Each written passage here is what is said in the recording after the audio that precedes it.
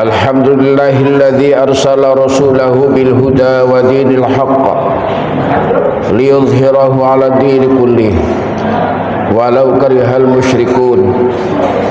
Asyhadu an la ilaha illallah wahdahu la syarika lah wa asyhadu anna sayyidana wa nabiyyana wa maulana Muhammadan 'abduhu wa rasuluh.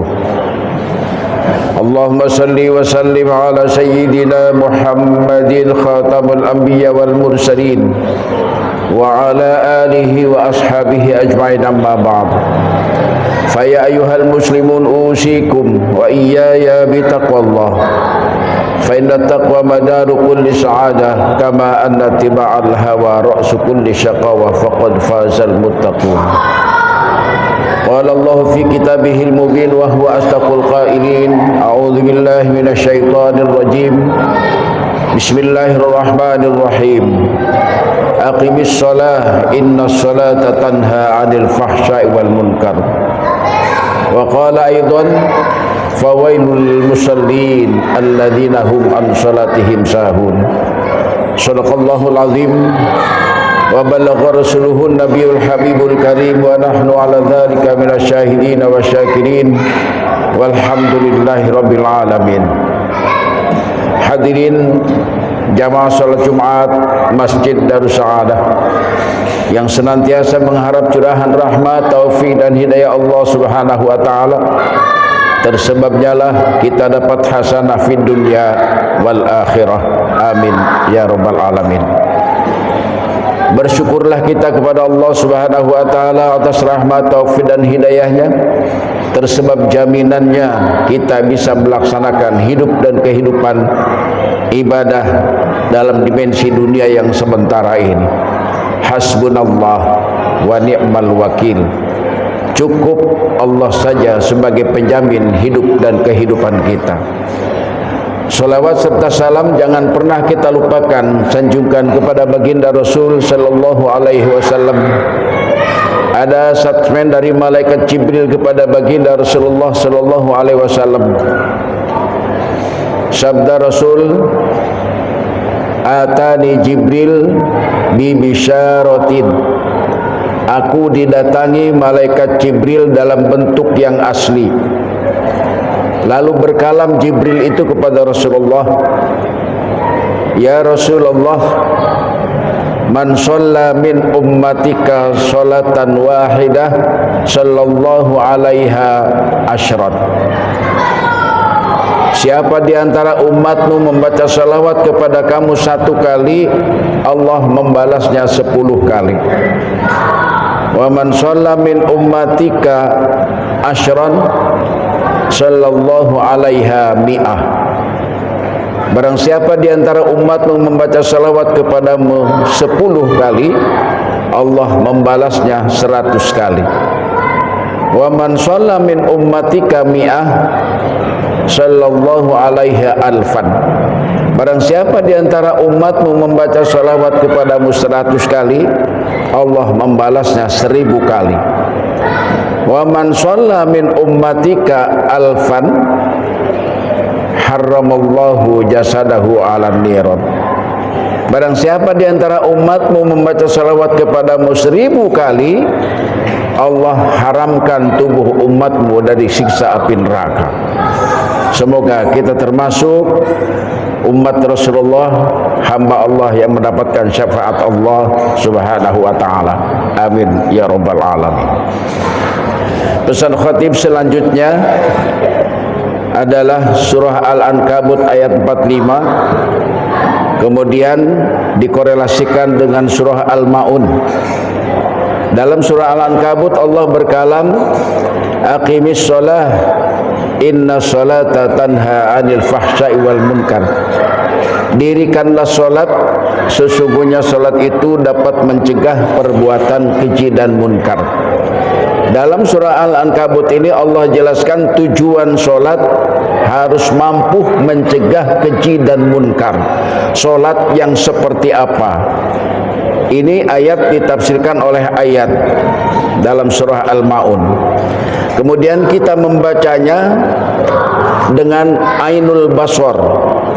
Kalau kita membaca Al-Quran dengan mata yang zahir ini, maka yang terekam oleh kita Al-Quran itu hanya rangkaian-rangkaian huruf saja, tidak faham apa yang dibaca. Kemudian kalau kita membacanya dengan akal, dengan pikiran, maka Al-Quran itu hanya menjadi sumber ilmu pengetahuan saja. Tetap saja kita jadi robot, tidak mengerti apa isyarat perintah Allah di dalam Al-Quran ini. Karena itu dalam kesempatan ini khatib mengajak, mari kita baca Al-Quran ini berdasarkan qalbu, berdasarkan ainul basar, kata Asy' Al-Imam Al-Ghazali. Baca dengan mata hati, karena di dalam Al-Quran ini penuh dengan sandi-sandi Allah yang harus kita pecahkan. Kalau kita tidak bisa mampu memecahkannya sandi-sandi Allah ini di dalam Al-Quran, maka sama halnya dengan kita robot, baca enggak ngerti isinya, baca enggak faham maksudnya. Jadi selama hidup kita menjadi robot, maka apakah sholat kita yang seperti ini yang bisa mencegah perbuatan keji dan munkar? Kita lihat. Allah berkalam dalam surah Al-Ma'un, ara'aital ladzi yukadzibu bidin. Tahukah kamu siapa sih orang-orang sebagai pendusta agama? Allah jawab di bawah ini. Pertama, fadzalikal ladzi yad'ul yatim. Hati-hati kita baca dengan qalbu nih. Pertama, orang yang mengabaikan yatim. Siapa yatim di sini? Yatim di sini bukan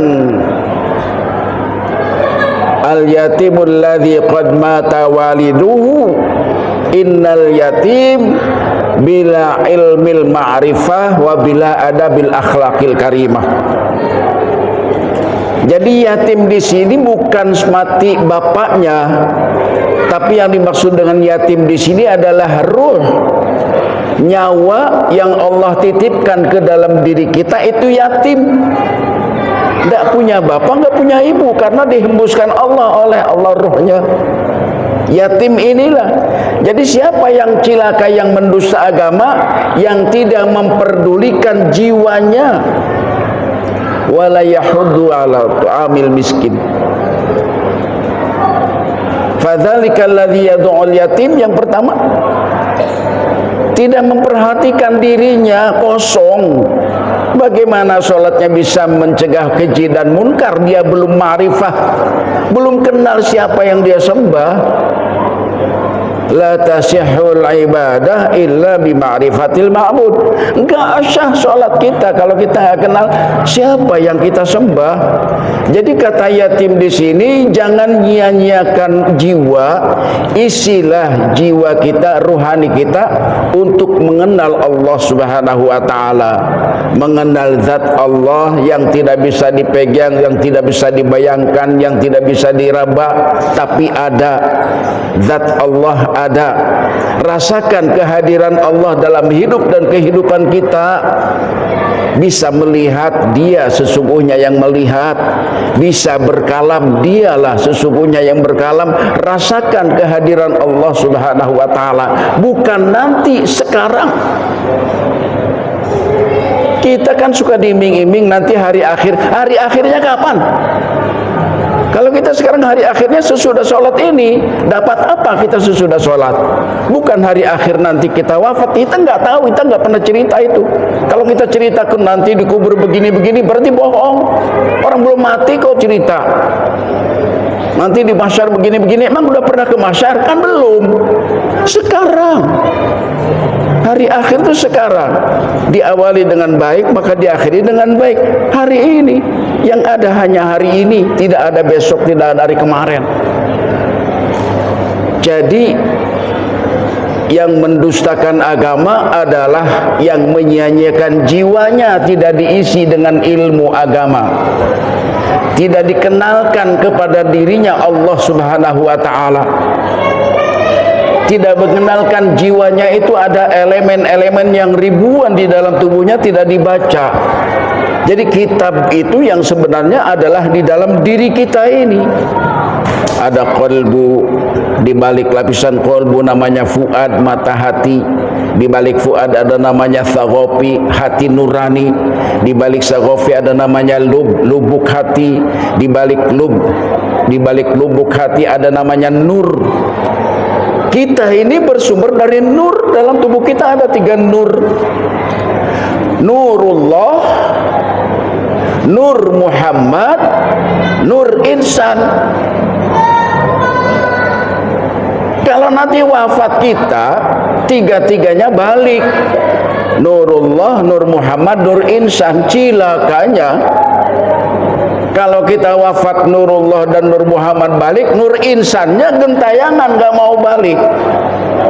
Mau pulang lagi ke Ciledug sudah mati, mau kembali ke alam arwah tidak ketemu karena tidak kenal Allah. Yatim, kata yatim itu ruh, tidak punya bapak, tidak punya ibu. Memang secara fisik kita punya ayah, punya ibu, tetapi ruh kita ini nggak ada bapak, nggak ada ibunya, maka disebut yatim. Ini membaca Al-Quran dengan qalbu. Bagaimana sholat kita bisa tanhanil fahsya wal munkar sementara kita belum kenal siapa yang disembah? Cuma nama saja Allah. Man abdal asmadunal ma'na fahuwa kafir.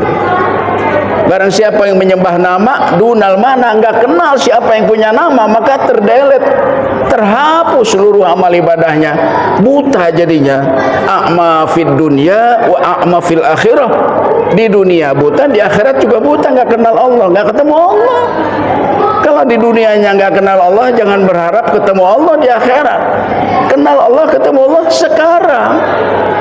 Jadi itu yang dimaksud dengan orang pendusta agama, wala yahuddu ala ta'amil miskin, orang yang mengabaikan jiwanya untuk mengenal Allah Subhanahu wa taala. Kemudian yang kedua, fawailul lil musallin. Celaka kalau kamu sholat karena enggak kenal Allah. Percuma sholatnya enggak kenal Allah. Nggak kenal zat Allah, nggak kenal sifat Allah, nggak kenal asma Allah, nggak kenal af'al Allah. Cilaka sholatnya. Pada saat sholat, apa yang dikatakan cilakanya? Lagi sholat bukan diisi sholatnya dengan nutrisi ibadah, malah ingat yang lain. Lalu dalam ayat lain dikatakan, innal munafiqina yukhadi'una Allah. Orang-orang munafik itu kalau dia beribadah kepada Allah menipu Allah katanya. Yura'unan nasa, lalu memperlihatkan dirinya bahwa dianya adalah muslim dengan fasilitas pakaiannya. Lalu kusala itu kesel. Kita bahasakan kesel. Lagi sholat bukannya ingat Allah tapi kesel. Kesel imamnya kelamaan baca, kesel khatibnya kelamaan, jadi kesel yang ada. Bagaimana kita bisa selamat di akhirat? Selamat sesudah sholat ini bagaimana? Selesai sholat nggak dapat apa-apa. Bagaimana bisa mencegah perbuatan keji dan munkar? Selanjutnya di dalam surah Al-Maun itu, wala yahuddu ala ta'amil miskin. Miskin ini bukan miskin papa, tidak punya apa-apa. Dalam bahasa Arab sakana yaskunu, sakinan, tenang. Tidak tenang sholatnya, gelisah.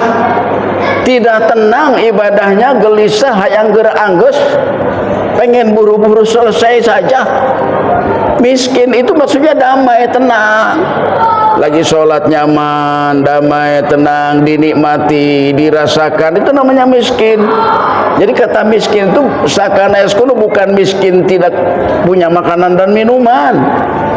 Ini kita baca Al-Quran dari mata hati. Wala yahuddu ala tu'amil miskin, tubuhnya yang yatim tadi tidak diberikan nutrisi Apa nutrisinya? Tenang, damai. Kalau jalan pengen buru-buru, mau piknik pengen buru-buru, apa jadinya? Mau sholat pengen buru-buru, makan saja pengen buru-buru. Kapan sakinahnya? Miskinnya kapan? Kapan tenangnya? Kapan damainya? Lalu kalau kita tidak bisa memberikan nutrisi kepada ruh ini yang disebut dengan yatim, lalu kita tidak bisa tenang, apakah mampu sholat kita mencegah perbuatan keji dan munkar? Itu saja renungan khutbah kita pada siang hari ini. Semoga bermanfaat. Yang endingnya kita semuanya belajar dan belajar terus agar kita jumpa dengan hasanah fid dunya dan hasanah fil akhirah.